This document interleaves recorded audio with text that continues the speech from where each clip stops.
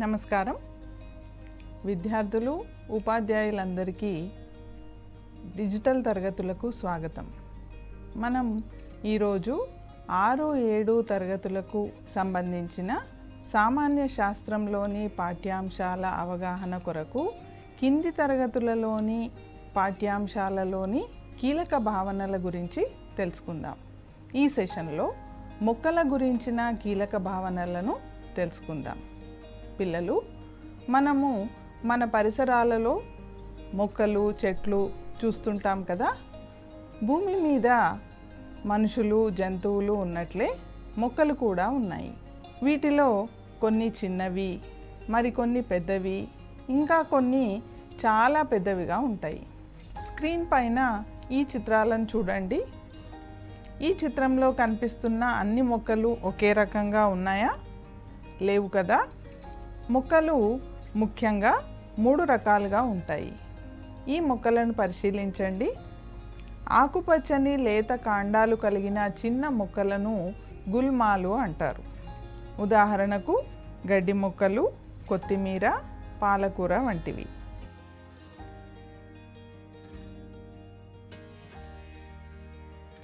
ఈ వీడియోలోని మొక్కలను గమనించండి. గన్నేరు, గులాబీ వంటి మొక్కల మొదలు భాగం నుండి ఎక్కువ కొమ్మలు రావడం వలన గుబురుగా కనిపిస్తాయి. అందుకే వీటిని పొదలు అని అంటారు.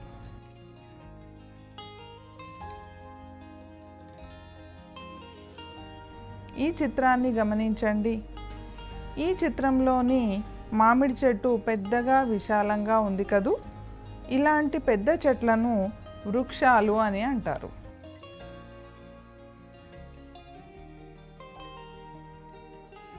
మనము గుల్మాలు, పొదలు, వృక్షాల గురించి తెలుసుకున్నాం కదా. మరి మొక్కలలో ఏ భాగాలు ఉంటాయో మీకు తెలుసా? ఈ చిత్రాన్ని పరిశీలించండి. మొక్కలో ఏ భాగాలు కనిపిస్తున్నాయి? మొక్కలలో వేర్లు, కాండము, పత్రము, పుష్పాలు, పండ్ల వంటి భాగాలు ఉంటాయి. వీటిలో వేర్లు భూమి లోపల పెరిగితే మిగతా భాగాలు అనగా కాండము, పత్రము, పుష్పాలు, పండ్లు భూమిపైన పెరుగుతాయి. ఇప్పుడు మనము వేర్ల గురించి తెలుసుకుందాం. ఈ వేర్లను గమనించండి.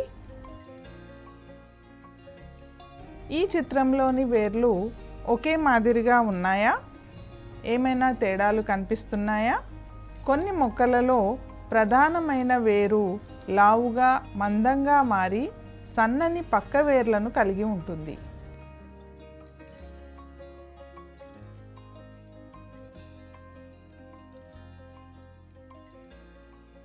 ప్రధానమైన వేరును తల్లివేరు అని, సన్నని పక్క వేర్లను పార్శ్వ వేర్లు అని పిలుస్తారు. ఈ రకమైన వేరు వ్యవస్థను తల్లి వేరు వ్యవస్థ అని అంటారు. ఇది మామిడి, చింత, వేప వంటి ద్విదళ బీజ మొక్కలలో ఉంటుంది.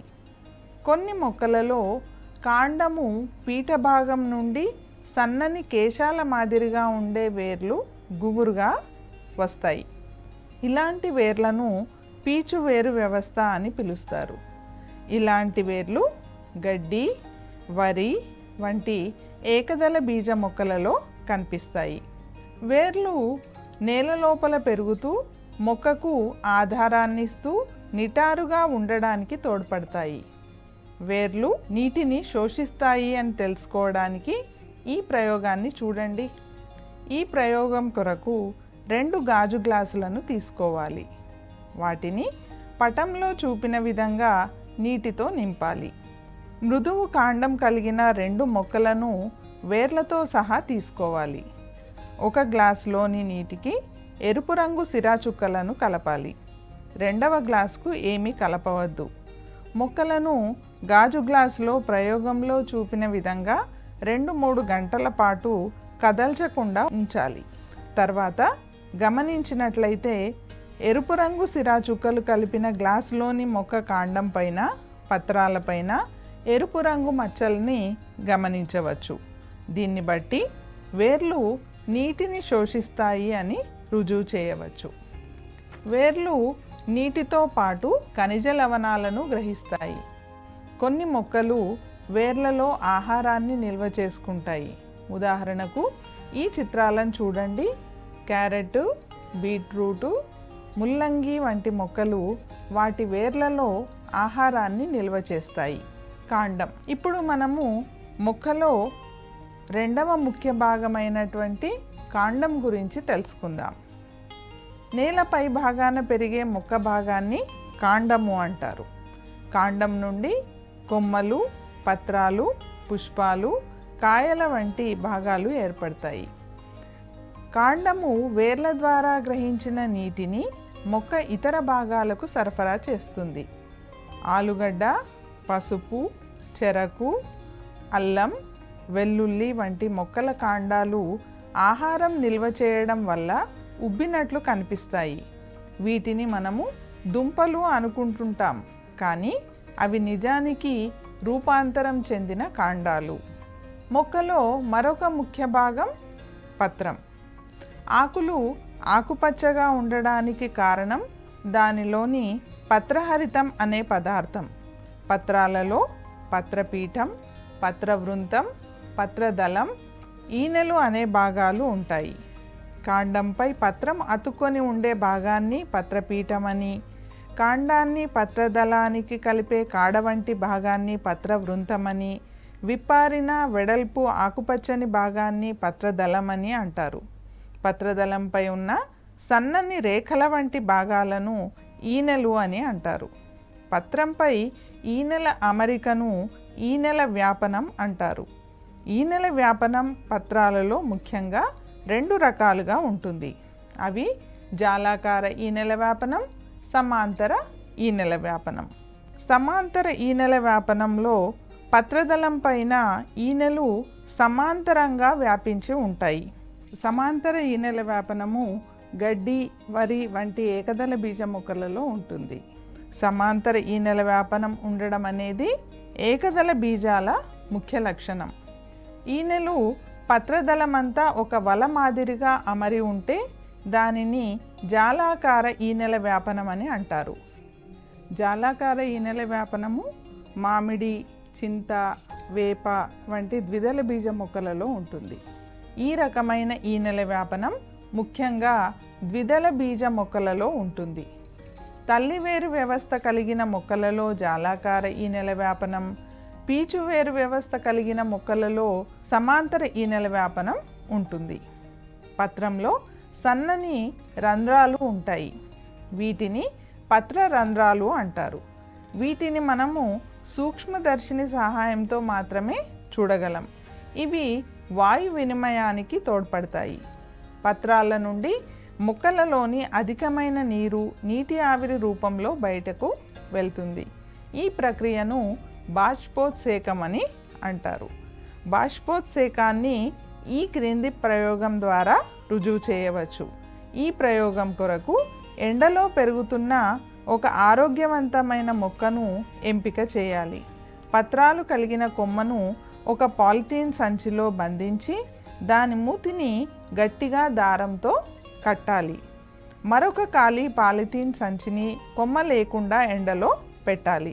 కొన్ని గంటల సమయం తర్వాత రెండు పాలిథీన్ సంచులను గమనించినట్లయితే పత్రాలు కలిగిన పాలిథీన్ సంచిలో నీటి బిందువులను గమనించవచ్చును. ఈ విధంగా నీరు పత్రాల నుండి నీటి ఆవిరి రూపంలో బయటకు రావడాన్ని బాష్పోత్సేకమని అంటారు.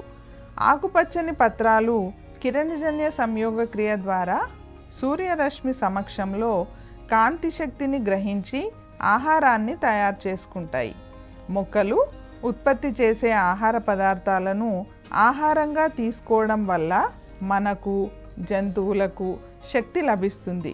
అందుచేతనే మొక్కలను ఉత్పత్తిదారులు అని అంటారు. మొక్కలో మరొక ముఖ్య భాగం పుష్పం. పుష్పాలు పూయక ముందు మొగ్గ రూపంలో ఉంటాయి. పుష్పాలు మొక్కలపై ఒంటరిగా కానీ గుత్తులుగా కానీ ఉండవచ్చు. పూలు వివిధ రంగులలో, వాసనలతో ఆకర్షణీయంగా ఉంటాయి.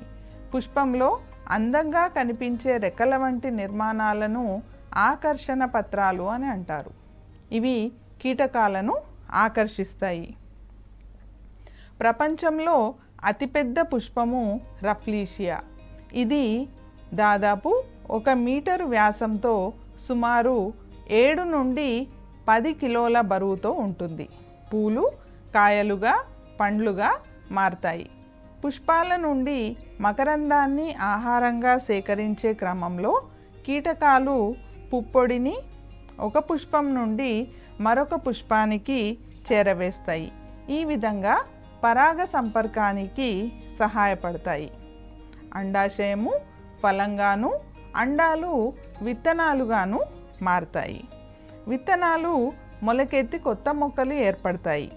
మామిడి పండ్ల వలె కొన్ని పండ్లలో ఒక విత్తనం ఉంటే, జామ పండ్ల వంటి వాటిలో అనేక విత్తనాలు ఉంటాయి.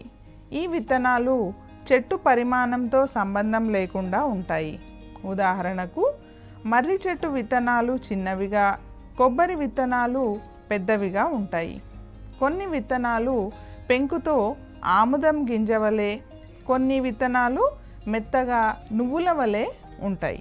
విత్తనాలు మొలకెత్తడానికి ఏమేమి అవసరమో ఈ ప్రయోగం ద్వారా తెలుసుకుందాం.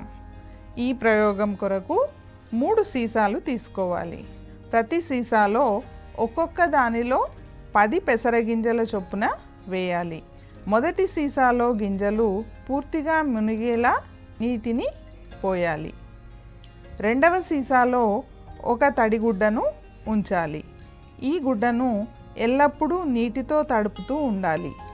మూడవ సీసాలో గింజలను మాత్రమే ఉంచాలి. 2-3 రోజుల తర్వాత పరిశీలించినట్లయితే రెండవ సీసాలోని పెసరగింజలు మొలకెత్తడం గమనించవచ్చును. మొదటి సీసాలో గింజలకు నీరు లభించింది కానీ గాలి అందలేదు. మూడవ సీసాలోని గింజలకు గాలి అందింది కానీ నీరు లభించలేదు. రెండవ సీసాలోని గింజలకు తడిగుడ్డ ద్వారా నీరు మరియు గాలి లభించాయి. కావున రెండవ సీసాలోని గింజలు మాత్రమే మొలకెత్తాయి. ఈ ప్రయోగం ద్వారా విత్తనాలు మొలకెత్తడానికి గాలి, నీరు, ఉష్ణోగ్రతలు అవసరమవుతాయని చెప్పవచ్చును. మనం తినే ఆహారంలో వరి ముఖ్యమైనది. వరి గింజలను వడ్లు అంటారు. వడ్ల నుండి బియ్యం గింజలు వస్తాయి. బియ్యంను అన్నంగా వండి తింటారు. విత్తనాలు అన్నీ ఒకేసారి మొలకెత్తవు. విత్తనాలను మంచి సారవంతమైన నేలలో నాటినప్పుడు విత్తనాలు మొలకెత్తుతాయి. జంతు కళేబరాలు, చెట్ల నుండి రాలిన ఆకులు, కొమ్మలు, జంతు విసర్జనాలు అన్నీ నేలలోని సూక్ష్మజీవుల వలన కుళ్ళింపబడి నేలను సారవంతం చేస్తాయి. వానపాములు నేలలో బొరియలు చేసుకొని జీవిస్తాయి. అందుచేతనే వానపామును రైతు మిత్రుడు అని అంటారు.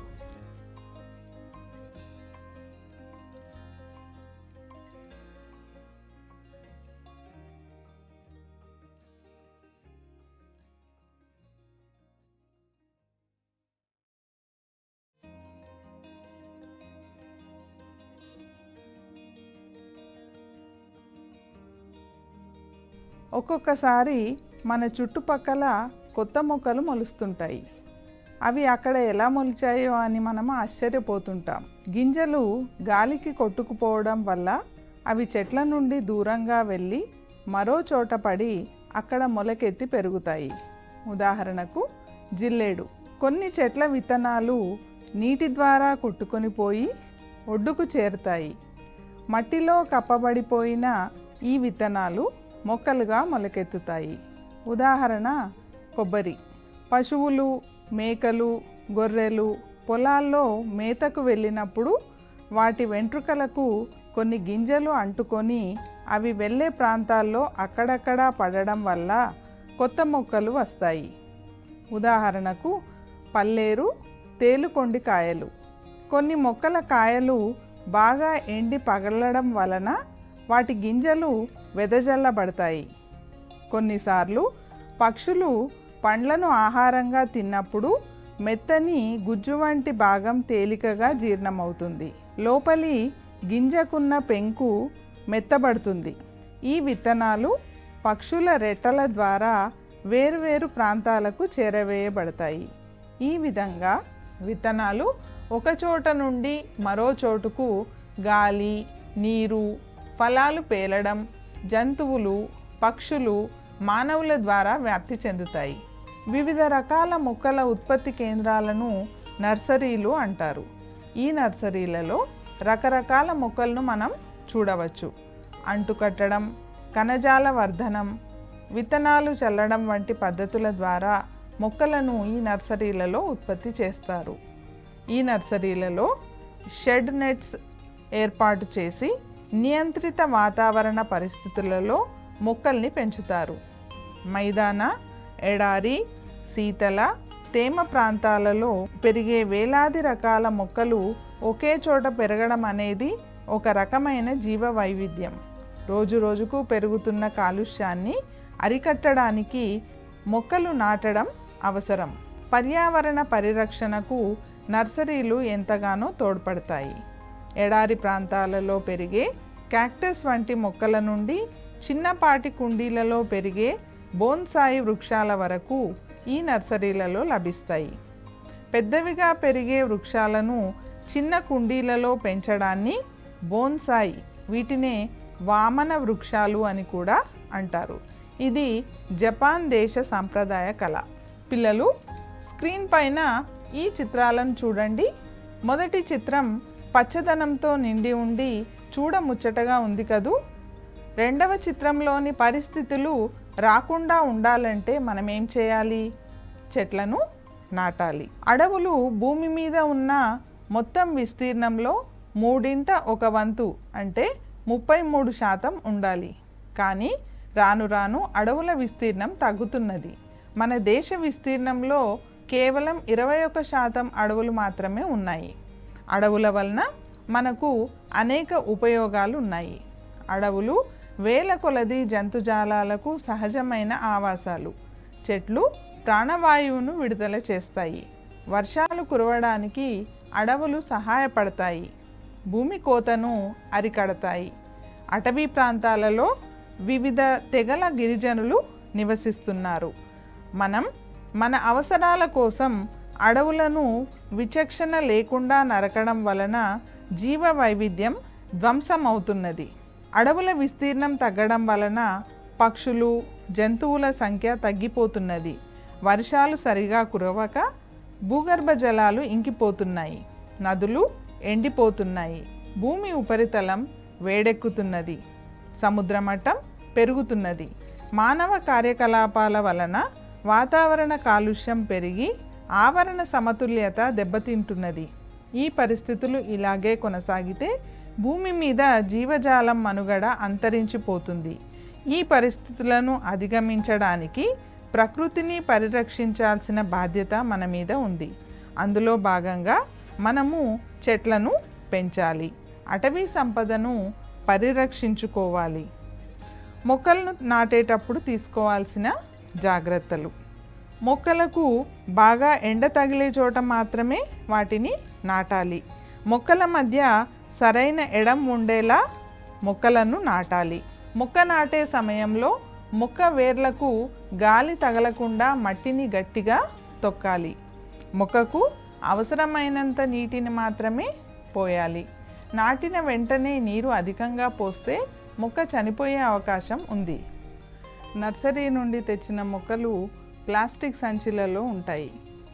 వీటిని నాటేటప్పుడు బ్లేడ్తో కవర్ను మాత్రమే చించివేసి మట్టిని కదలకుండా మొక్కలను నాటాలి.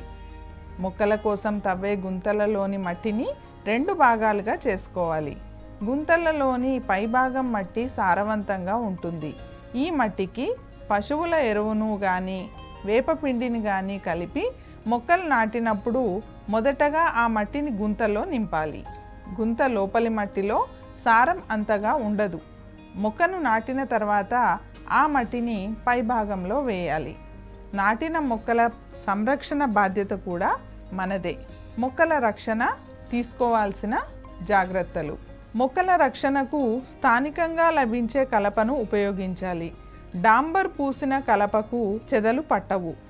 నాటిన మొక్కకు 3 వైపులా డాంబర్ పూసిన కర్రలను పాతి దాని చుట్టూ మొక్కలను పశువులు మేయకుండా జాలిని అమర్చాలి. చెట్టుకు చీడ పట్టినప్పుడు వేపపిండిని నీటిలో కలిపి 5 రోజులు నానబెట్టాలి.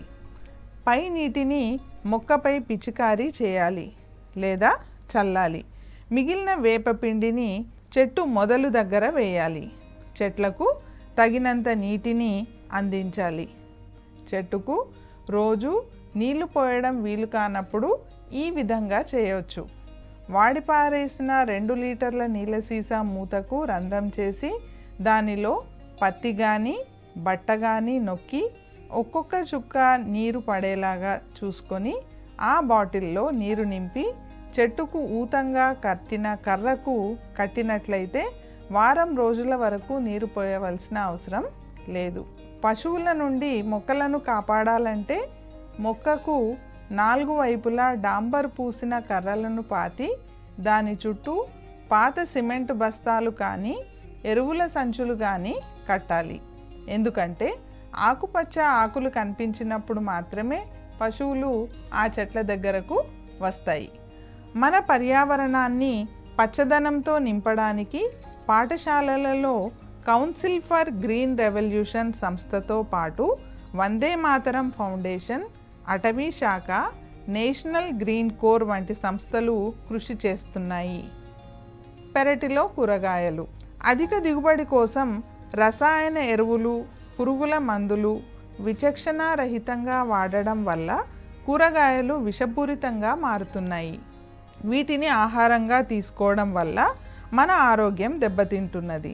మన ఇంటి పెరట్లో కానీ మిద్దెల పైన కానీ మనమే ఆరోగ్యకరమైన కూరగాయలను పండించుకోవచ్చును. రసాయన ఎరువులకు బదులుగా ఇంట్లోనే తయారు చేసిన సేంద్రియ ఎరువులను, పురుగు మందులకు బదులుగా వేపపిండి, వేప నూనెను ఉపయోగించి మనకు మంచి ఆరోగ్యాన్ని అందించే కూరగాయలను మన ఇంట్లోనే పండించుకోవచ్చు. ముఖ్యాంశాలు. మొక్కలు ముఖ్యంగా గుల్మాలు, పొదలు, వృక్షాలు అను 3 రకాలుగా పెరుగుతాయి. మొక్కలలో వేరు, కాండము, పత్రాలు, పుష్పాలు, కాయలు వంటి భాగాలు ఉంటాయి. వేర్లు భూమి లోపల పెరుగుతూ మొక్కకు ఆధారాన్ని ఇస్తాయి. నేల నుండి నీటిని, ఖనిజ లవణాలను గ్రహిస్తాయి. కొన్ని మొక్కల వేర్లు ఆహార పదార్థాలను కూడా నిల్వ చేస్తాయి. కాండము భూమిపైన పెరుగుతూ పత్రాలను, పుష్పాలను, కాయలను, పండ్లను భరిస్తుంది. నీటిని, ఆహార పదార్థాలను సరఫరా చేస్తుంది. పత్రాలు పత్రహరితాన్ని కలిగి కిరణజన్య సంయోగ క్రియ ద్వారా సమస్త జీవులకు ఆహారాన్ని అందిస్తాయి.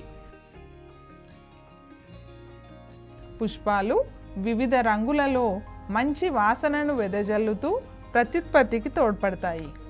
అండాశయం ఫలంగాను, అండాలు విత్తనాలుగాను మారతాయి. వానపాము నేలను గుల్లగా చేసి సారవంతం చేస్తుంది. అందుచేతనే దీనిని రైతు మిత్రుడు అంటారు.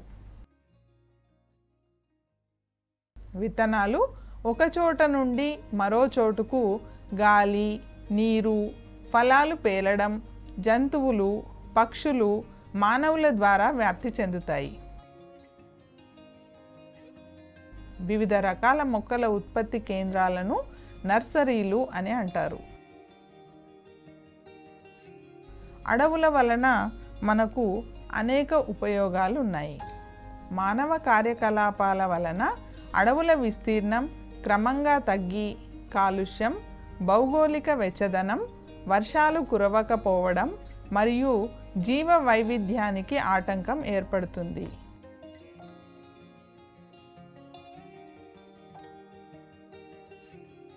వీలైనన్ని మొక్కలను నాటి వాటిని సంరక్షించడం ద్వారా పర్యావరణాన్ని కాపాడుకోవచ్చును.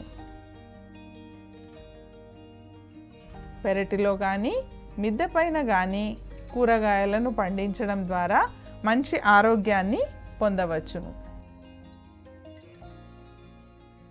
మూల్యాంకనం. వేర్లు నీటిని గ్రహిస్తాయని నిరూపించే ప్రయోగాన్ని రాయండి. మొక్కలోని భాగాల పేర్లు తెలపండి. మొక్కకు పత్రాలు లేకపోతే ఏమవుతుంది? జాలాకార ఈనెల వ్యాపనం కలిగిన మొక్కలలో ఏ రకమైన వేరు వ్యవస్థ ఉంటుంది? మొక్కలో ఒక భాగం కాండమని మరొక భాగం వేరు అని ఎలా చెప్పగలవు? మొక్కలలో విత్తనాలు ఎలా వ్యాప్తి చెందుతాయి? అడవుల వలన కలిగే ఉపయోగాలు తెలపండి. మొక్కలు నాటేటప్పుడు ఎలాంటి జాగ్రత్తలు తీసుకోవాలి?